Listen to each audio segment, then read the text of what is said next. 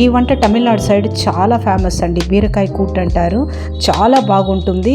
Rice, chapati, dosa, idli అన్నిటికీ చాలా బాగుంటుంది. ముందుగా పచ్చిశనగపప్పు ఒక 1/4 కిలో తీసుకొని కడిగి కుక్కర్లో ఒక 3 విజిల్స్ వచ్చాక దాన్ని పక్కలో పెట్టుకుంటాము. ఇప్పుడు మసాలా రెడీ చేసుకుంటాము.